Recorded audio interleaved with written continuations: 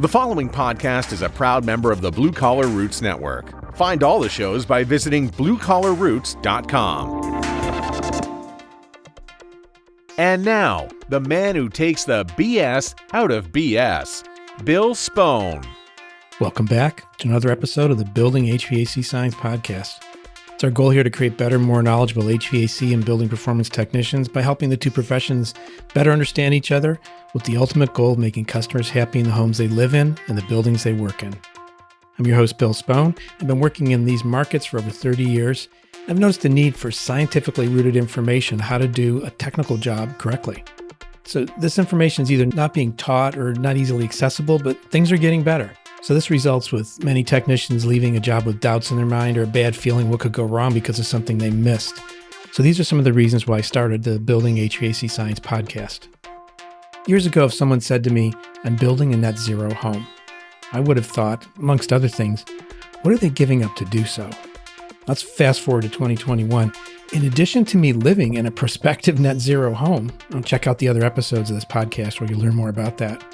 There are now several national NetZero competitions, including ones with utilities, raters, builders, and homeowners working together to raise public awareness of this accelerating trend showcasing the benefits of building beyond code requirements. On this episode, please join us to hear Adam Nyborg of Tilia Restoration, the builder, and Joe Rando, a senior engineering assistant and a HERS rater with GDS Associates. They're going to describe the Drive to NetZero competition in New Hampshire. We'll learn about the guest's background as well as get up to speed on details of the 2019 winning design, the process, and the competition. If anyone is more interested in considering this in their area, Mike Laughlin from Eversource, the utility that sponsored the 2019 winner, offers his contact info for anyone considering developing such a program in their area. His email address is in the show notes, and there's also a link to a blog post about the winning design in this competition for 2019, and you can learn more about that and some of the other aspects of this program. Please note this episode was recorded in January of 2021. Well, let's listen in as Joe and Adam give us a description of the NetZero Home Challenge. Very pleased today to have actually a repeat guest, but a crossover guest from my other podcast with Res Talk. That would be Joe Rando. And also he's joined by Adam Nyborg. Joe, Adam, in that order, introduce yourselves, please. Hi, I'm Joe Rando. I'm the technical supervisor for GDS Associates. We're a multi-service engineering company with locations throughout the United States. I'm based in the Manchester, New Hampshire office, where we focus primarily on residential, commercial, and industrial energy consulting services. And my reasoning for being here today is high-performance homes and the Energy Star Homes program that is supported by the New Hampshire Utility Program. Perfect. Adam. Hello. My name's Adam Nyborg. I run a small design build company in Franconia, New Hampshire. We typically build 1 to 3 houses a year, depending on the size of the house in question. Partner closely with people on the design, and it's been great work and a great life up here. I have a background teaching sustainability, teaching environmental science at the high school or college level, and got back into building. I've been doing it on and off all my life, but the last 5 to 10 years been doing this full on. Very good. So that begs a question. It sounds like Joe is definitely oriented this way 24/7. That's what he does. Adam, do you mostly build or only build high performance houses? I guess only build high performance houses. I suppose that's not entirely true. Sometimes when we do a renovation, we are getting it to good performance from terrible performance. And we've done a few of those over the years. Got it. What brought us together, and I think Joe alluded to that, was the utility-based program. I believe it's called the NetZero Challenge. Joe, why don't you tell us a little background about that?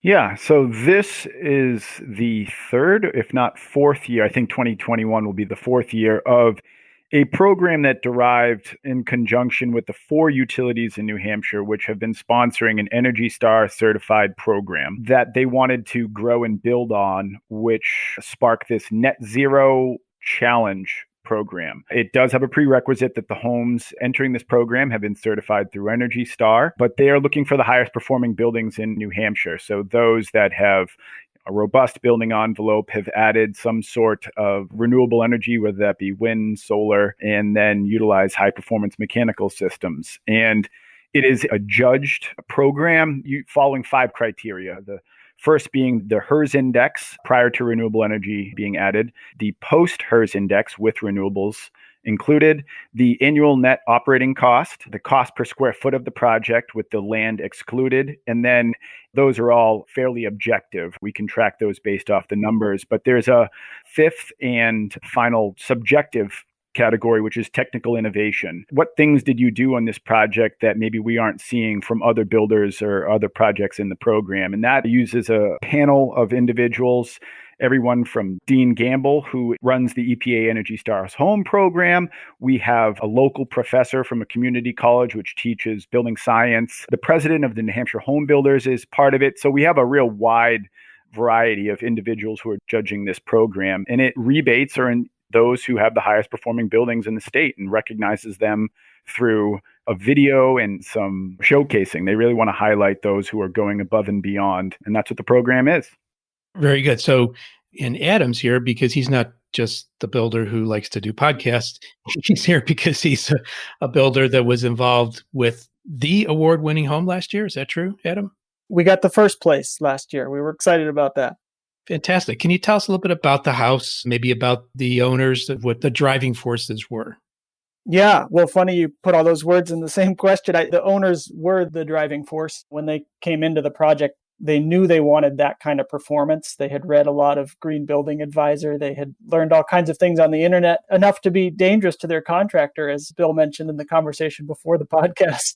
But honestly, that's the dream customer, because then the budget is there, which isn't really a very high budget needed to add the kind of features we're talking about.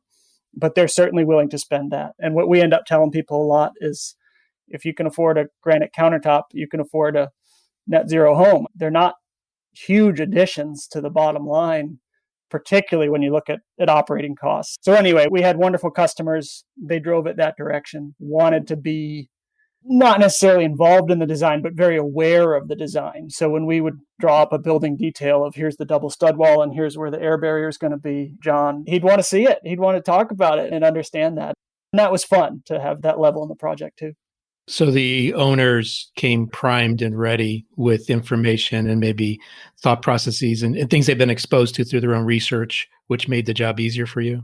Yes. And increasingly, that's the niche that my business has found. You build one or two of those as a contractor or a designer, and people see it and hear about it, and they come looking for that kind of house, which is great. It lets us keep building the high quality details that we know work and perform well, and that's been exciting. But that process has taken years for sure. Sure, to get to the point to do this. How long did it take from the standpoint of where the owners came to you, I assume, to the date they moved in, just roughly? I'll probably misremember on this particular one, but our typical, and I think this went for John and Barbara, is they're talking to me about a year and a half to 2 years before completion. And we spend about 5 or 6 months batting design ideas around, getting them in the queue for the project we're going to do next, making sure we have a budget that meets their needs. Once we kind of say go and we're really designing a building, not designing a floor plan, that's easy, but how we're going to put everything together, that's a 9 to 12 month process for our team usually, which is to say we're in the, that may terrify a lot of listeners of the podcast.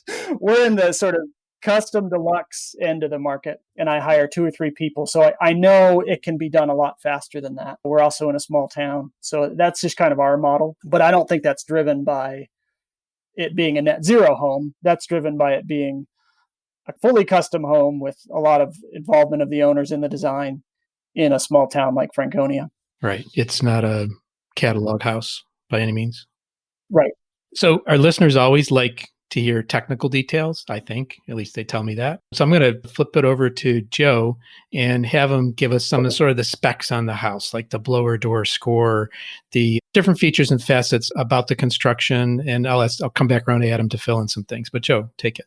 I don't know who first coined this term, but I think it's called the pretty good house. The R20 slab, the R40 wall, and the R60 ceiling. So by pairing that robust envelope from a thermal perspective with an airtight building shell, the things that you put inside of it matter less. Fortunately, we worked on a project where everything that went into it was just as efficient as that system. So a very well-insulated slab that's thermally broken from its footing to a double stud wall that includes continuous insulation because of the way that they built it, and then an air-sealed and highly insulated attic paired with triple pane windows oriented to the right direction to maximize solar gain for a finished concrete slab floor, ductless mini splits specified for a cold climate, the heat pump water heater, so there's some dehumidification and some cooling aspects created by that. Up where this house was built in Franconia, New Hampshire, we have a very low cooling load, or cooling degree days, if you will. So putting in a robust envelope with high performance electric mechanicals and an adequate ventilation system. This used a heat recovery ventilator, more typical in this type of cold climate area because of the concerns with an ERV about moisture and things like that. We had a fuel summary that we used through the HERS Rating and Energy Star program with a baseline home that generated about 78% reduction on the heating side in kWh, 6% for cooling. But again, we have such a minimal cooling load, that's not surprising. And then again, about 77% reduction in the domestic hot water load. So this home is using about 80% less than the standard home in New Hampshire. This reference home, as I referred to it as, is specific for this fuel summary report to homes built in New Hampshire. They had a baseline done on what types of homes are being built throughout the state, and that's our baseline. There is a national baseline for the home energy rating system, and this home ended up coming in at a negative 34 HERS index. So for those that don't know much about it, the HERS index is I call it a miles per gallon type of rating system on a score of 0 to 100. 100 being a home that was built to about the 2006 building code, and a 0 meaning one that produces enough energy on site to offset its operating energy. So this home had a pre-HERS index, or a pre-renewables HERS index of 37. That's quite difficult to get that low. And then you add renewables on it, and this home came in at negative 34. So that means it is beyond net zero and one of the lowest scores I've ever worked on. So I think that to summarize, it's a robust building envelope with high efficient mechanicals. The blower door test number, I know I don't have the numbers right off the top of my head. I think it's at least below 0.7 ACH, and then its natural ACH was extremely low. So we've got a robust thermal envelope, an airtight building enclosure, high performance mechanical systems, and solar PV to offset those costs. And this is what you get. This is a smaller home, a simpler home with a simple floor plan, as the homeowners had requested. And that allowed them to maximize the efforts that they put into the envelopes and the things that they put inside of it. And what they got was an award-winning home. Very nice. Adam, is there a link to this house, or maybe just like a summary report, any PR, if someone wanted to dig in a little bit deeper and see and visualize these things? There was a video put out by the utility after we were recognized for the award, and that's been the best thing I've been linking people to, and I'm happy to provide that after the podcast. Cool. Yeah, I'll put that in the show notes. Sticking with Adam here, Joe rattled off a great list of attributes. How easy was it to achieve those with, say, the existing trades in your area? You do sound like you're in a relatively small area. How easy was it to achieve with the trades?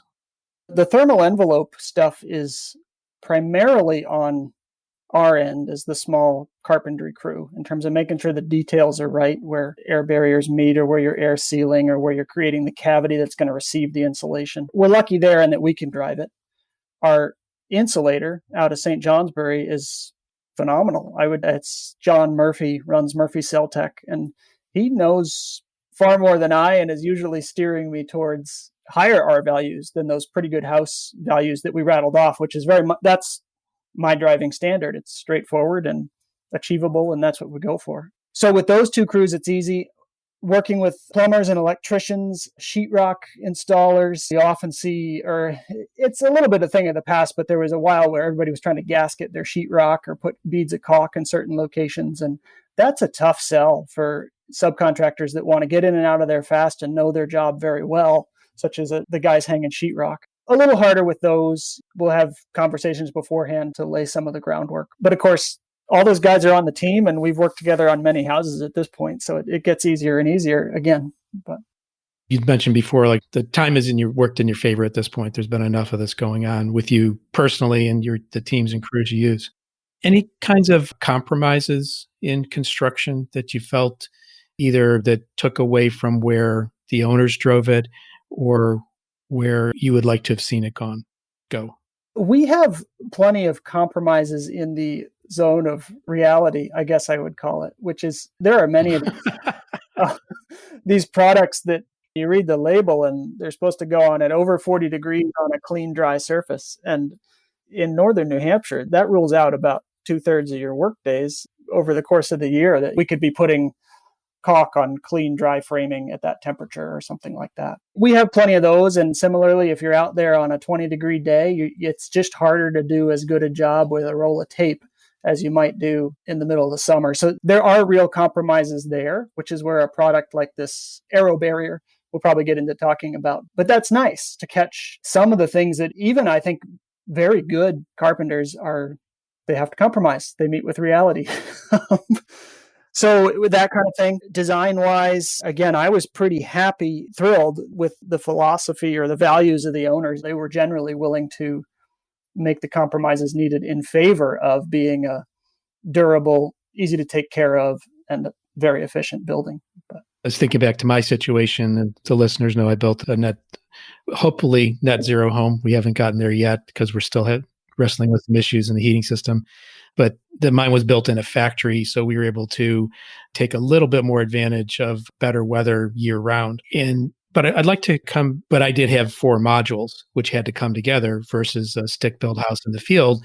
Everything's coming together right there, and you don't have these interfaces between large pieces of construction as much. But let's circle back to the aero barrier topic, because I think that's a good one for people to learn a little bit about. Did you use it on this project? We did. We got really lucky, again, going back to John Murphy and his company, Murphy Cell Tech. But we already had a detailed air barrier using exo air on the outside, and some membranes were appropriate, polyethylene under the slab, things like that. John's company was starting to gain expertise with aero barrier and wanted to do a training for the use of the product and offered to do it on this house. And we said, of course, let's do it. So aero barrier, to give a brief explanation, I think of it like the green goo that you put in your bike tires. I don't know if all your listeners are familiar with that, but it's literally kind of a slimy stuff with some fibers in it, and you inject it into the bike tire, and it's going to go to the spot that is leaking air and dam up that spot.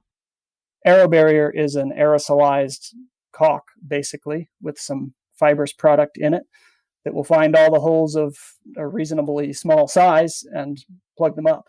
So we could watch, John had a blower door test running during this process, and you can watch the value dropping off as the aero barrier product finds the really quite small holes in the envelope that we had left at that point. So that's a neat thing. I've seen it in a recent article of Fine Home Building. It's getting fairly well publicized, and so far our experience with it is only positive. There's a cool video from Matt Reisinger on the Build channel where he has a house in Texas and he has a piece of window screen on the door frame so that you can see, he focuses a camera on it and you can see the aero barrier clotting up. I liken it to platelets in the blood. The platelets go to where the leak is and they glom together and they seal the leak naturally. It's interesting. Aero barrier has been around since, I want to say before 2000. And it went through some different ownership changes, including Carrier, and now is with a private company under really great management out of, I think, Cincinnati or Dayton, Ohio. So if people aren't familiar with it, AEROBARRER, it's a great product to do this finishing sealing aspect to get really great reduction in leakage. Not to sound like an advertisement, but we've been impressed with the low cost, honestly, when you compare it to the hours that would go into taping. And I'm not yet sure if it actually replaces those hours, but as that finishing touch, it is not a big increase. We just did another one. We're working on a small house now, and the added cost of doing aero barrier on 1,000 square foot home is $1,300, something like that. I mean, it's just not a huge hit for what. And it's got to be done at the right time too in construction. Yes. There would be plenty of things you could make a mess on, but less bad than I thought, honestly. So, Just in case people, again, heard something like this, there's also Aero Seal, which is used for duct leakage sealing. Similar kind of process, but this is with the enveloped aero barrier. mhm. Very good. So, Joe, if you could give us an idea of, maybe it's just naturally you sound like you're enthusiastic. What was the most fun you had on this project? I'd have to say working with Adam.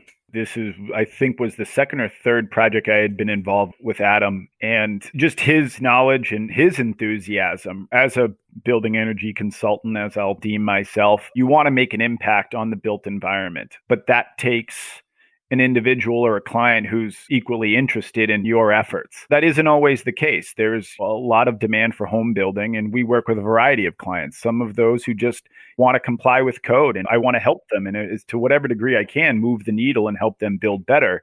But when you come across clients like Adam who have interested clients of his own, the homeowners, it actually makes my job a lot easier. Adam and I had a good amount of back and forth. He understands the building envelope, what I'm looking for. He understands Energy Star, right? I have these checklists of all these things that I need to inspect, and to have a client who already understands that, maybe not the nuances of it, but just the whole picture of what we're trying to do here. To me, that's what makes it fun. I feel like maybe not my involvement, but how much I move the needle is smaller with a client like this because they've already know so much.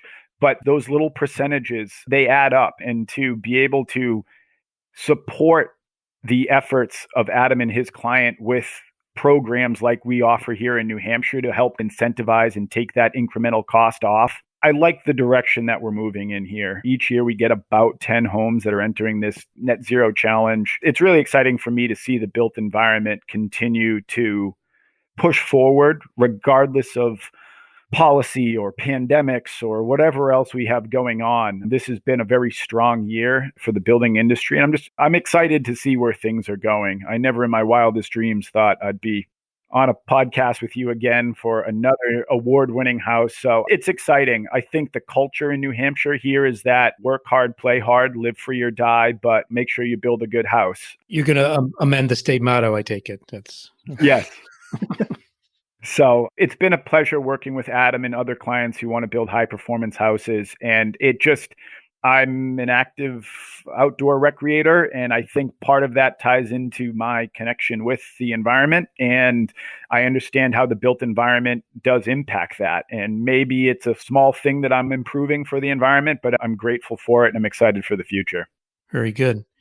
Adam, can you tell us, really the bottom line is happy homeowners. Can you tell us a little bit, and not everything goes perfectly. Can you share with us, maybe gently share with us any details of things that didn't work out quite to plan? Yeah, and I appreciate the kind words from Joe that it only gets more and more fun as the team builds out. And like Joe said, we've worked together on a few, and that helps. It's now sort of an early and good consultation in the process. But yes, happy homeowners, we work very closely with people. I didn't come up with the thought, but some builder in writing said, if you look at the professional in your life that you will spend the longest time with, it's not your lawyer or your doctor, it's typically your builder for any person that's ever had a house built. You really log a lot of hours with these people, and you go through some pretty challenging conversations about a large chunk of their life savings in most cases. So that's something I almost front load with customers at this point, that we're going to work together really closely for 8 months, 9 months, whatever it is. There'll be a time or two that we don't quite come down in exactly the same place on some trade-off or issue or something like that. So the concrete floor on this house was certainly a challenge. The homeowners like the look of the polished concrete floor, but that means you've got a finished floor from day one, and concrete is notoriously not nearly as flat as a layperson might think concrete is. It's actually got a lot of waves and shape to it. We were fighting that one. That's kind of the biggest one that comes to mind, but there's almost every budget item is a trade-off. If budget were no object, you could just keep making things nicer and higher performance and all that. But you're always just trying to pick that spot where you stop. And that's where the hard conversations can be sometimes. So did the owners come to you and say, I want net zero, or they wanted to say, I want it to be all electric, or I just want to be environmentally responsible, help me? How did that go? I think they wanted a very low operating cost house and something that was so efficient and techy they would be proud of it. They'd have fun showing it to their friends and feel like they had built a really good thing. I think NetZero actually came into that conversation fairly late, that we were in the Energy Star program already. Joe kind of elbowed us and said, you tweak this one or two things and you're right in there in the NetZero program. And we moved that direction. And of course, they were thrilled about that. But Okay. We're recording this on January 21st, 2021, and that is one day after the inauguration of a new president, a new administration, a new political party. What's your outlook? We'll first go to Adam and then to Joe. What's your outlook for the built environment in the light of changes that have happened in the government? I mentioned earlier, I used to teach sustainability and environmental science to high schoolers, and our sort of footprint on the planet is near and dear to my heart. So when President Biden yesterday signaled our intention to rejoin the Paris Climate Accords, that was just really wonderful news to me. And I think that attitude will trickle right down into the built environment in all kinds of ways. Certainly renewable energy, and renewable energy is a huge piece of the story. We heard Joe rattling off the numbers for our HERS rating before and after. Putting a good solar array on a house, it almost feels like cheating if you're trying to get the HERS rating where you want it. I'm optimistic. I certainly for myself, it's just a sunnier day today than it was a couple of days ago. But Very, very good. And I'm just going to add one little comment in there with solar allows you to do that cheat, but you definitely have to pair it with a system, the energy consumption system, the house, the mechanicals, in order to enjoy the maximum benefit. So build it right and then power it renewably. But there should be a sequence. Yeah. Joe, share with us your thoughts here. I'm excited, point blank. This is a new day, and every day is a new day. I think what drives this industry is the education and the outreach to the end user. Amidst a global pandemic and social unrest, our company had probably one of its best years. That is driven to some degree just by housing demand, but even with high performance houses, it's just been a solid year. That being said, I'm enthusiastic that there will be change. I've been an advocate for the environment, whether that be through outdoor recreation or high performance buildings or for future generations. We work and live in an area where the majority of our housing stock is hundreds of years old. There's opportunities to upgrade existing homes. I work primarily in the new construction consulting industry, but we've got a power sector, a power grid that needs to be upgraded and new buildings that are going to be built regardless, just due to high demand, whether that be through policy, through the stick, or through carrots of rebates and incentives. I don't really care.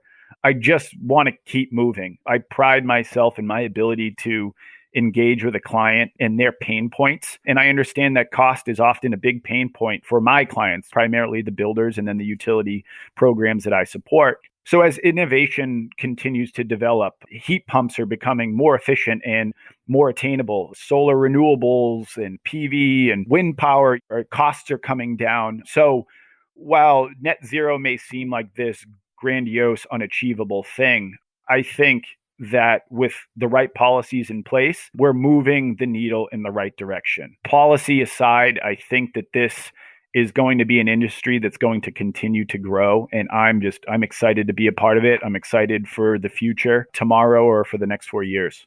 Excellent. So I'd like to close by asking each of you in succession. First, we'll ask Adam and then Joe. I've picked up that Adam might have a hobby of bicycling and Joe of backpacking or hiking. Is that correct? yes. All right. So I'd like you to tell the listeners or describe to the listeners the most interesting or unusual circumstance that was involved with your hobby. And first, Adam.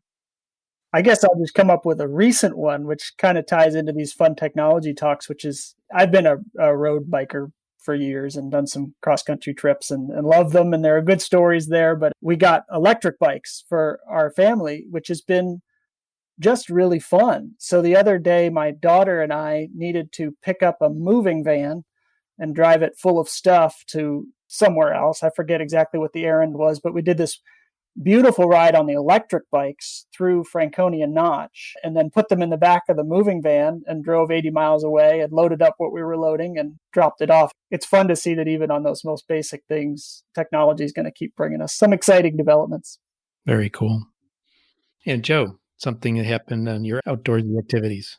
I think whether it be biking, hiking, skiing, it's brought me to a lot of places throughout the country where I've engaged with other individuals who care about the environment and outdoor sports. And you get to speaking with someone, whether it's in a pub after a bike ride or it's on the chairlift. And when I explain what I do, the faces that you get from some people, like I didn't even know that there were people out there trying to move this industry in the direction that it's from. It's somebody may be an accountant or a lawyer or a firefighter, and those are all fantastic jobs, but nobody really knew that you could make a living as a building energy consultant. And so I guess mine would just be the community that I've found in these certain organizations, whether they be locally. We have some great organizations throughout New Hampshire that are working on climate, but are also working on preserving the outdoor industry, as well as the national ones that are out there. So I think identifying a community, right, that's bigger than what I've been exposed to. So we're bigger than the sum of all of our parts, and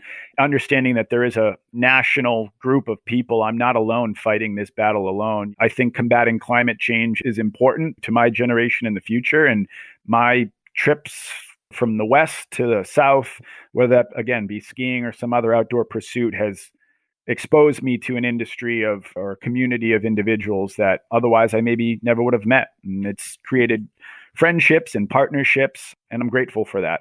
I think we covered our topic here today. We're going to give the listeners their ears back, unless either one of you have a closing comment to share. Joe? Yeah, sure. I just want to say, one, thank you, Bill, and thank you, Adam, for getting on here. Again, I think outreach and education is similar to word of mouth is the best way you're going to find a contractor, how we're going to get this publicity out there. I want to say this is achievable. I've been at this for about 10 years now, and I think so long as you develop a good team that buys into building an energy efficient house, designing it accordingly, inspecting it and verifying that you're getting everything that you want, that you can drive costs down and avoid unforeseen costs through the planning process. And that makes building a net zero house or just a high performance house. Or I began this industry thinking that energy efficiency drove everything else. And what I've found in the years leading up to this is that comfort, durability, and health and safety are more important to the homeowner. If they can save a couple dollars on their utility bills, great, but they want to make sure that their home's comfortable, that it's durable. There's not going to be mold or indoor air quality issues. Again, given this global pandemic that we're under, and health and safety is an issue. And if you design a building to be comfortable, durable, and safe, energy efficiency is just going to be a byproduct of that. So to anybody out there who's looking to build a house or have clients that are building houses, it's not all about the BTUs, the kilowatt hours at the end of the day. It's about building a home that's going to make for a happy client. And I'm grateful for my role in it. I'm grateful to have worked with Adam and to be on this podcast to share with others. So it is achievable, and good luck and Godspeed. Here we are in a new year. I'm happy for the future. Actually, I want to share a couple thoughts here that triggered in me. Listeners probably know we have a high performance home, which I actually call a personalized performance home, because it sort of messes with the loading order that a lot of people have, and it boils down performance into something that the individuals want. And we're lucky enough to be able to have built a custom home to do this. But for us, the aesthetic was really important. And then the comfort, and then health and safety or indoor air quality, then durability and energy efficiency was at the bottom of the list, but we knew we could make it. All those other things just put you into alignment with all those factors. The other quick story I wanted to share is I believe a lot in what we've talked about here is this communication, sharing the story, sharing the information. One thing that propelled me to talk more about our home as we were building it to create this blog on home.com was we would go to breakfast with relatives every Saturday morning. And we talked about the fact that we were thinking about a passive house. And it wasn't like the major topic of conversation. But about 3 or 4 days later, my sister-in-law calls me up and said, I'm sitting here trying to explain to someone what a passive house is. Can you please tell me that again? Just give me like 5 or 6 points. And it's like, oh, wow. She wasn't even interested in this, but she is passing this kind of interesting topic on to someone else. So I encourage all these grassroots conversations. I was at a Habitat X conference a few years ago, and I stole a line from Chandler Von Schrader, who talked about giving someone a virus. And this is like really bad timing to talk about this now, but it's if you can like share this little tidbit of information with one, say, person, one professional every day, just think about the multiplier effect. You don't know where it's going to land. And again, the virus analogy is absolutely horrible at this point in time, but think about the good kind of virus of these concepts that can be shared. So I will give the listeners their ears back, and I want to thank Adam and Joe for joining us here today in the Building HVAC Science podcast. Thank you, Bill. Thank you, Bill. I'd like to thank you for listening to this episode about the New Hampshire Saves NetZero Home Challenge with Joe Rando and Adam Nyborg. There are a lot of other trade-related resources and influencers, including HVACR School with Brian Orr, who, by the way, got me into podcasting. Brian works with Caleb Salibi, Zach Ciota of HVAC Shop Talk, Stephen Reardon, the HVAC Reefer Guy, Mike Mayberry, Brent and Billy on the Tool Pros podcast and Instagram, and Service Business Mastery by Tersh, HVAC Overtime, HVACR videos, and also Grace and Corbett Lunsford of HomeDiagnosis.tv, which, by the way, is the first TV show on home performance. And of course, Jim Bergman on the Measure Quick YouTube channel and many other locations and resources. I also host the Res Talk podcast, where you can learn more about how residential energy ratings tie into the changing world of home energy ratings and all these peripheral topics. If you like what you heard today and you're not yet subscribed, please consider doing so by typing Building HVAC Science into the search bar of your podcast app and subscribe. Here's a quote for today. Talent wins games, but teamwork and intelligence wins championships. That's by Michael Jordan. If you're interested in becoming a sponsor of Building HVAC Science, please email me at bill@truetech.tools.com. The Building HVAC Science podcast is a production of TrueTech Tools Limited. And in full disclosure, I'm a co-owner of TrueTech, and the opinions voiced are those of my guest or myself. If you're looking for any tools or test instruments mentioned in our podcast or alluded to, take a look at what TrueTech Tools, TrueTechTools.com carries. You can use the offer code HVACBS for a nice discount. I want to thank you for listening to this podcast and hope you come back again to listen to future podcasts. Take care.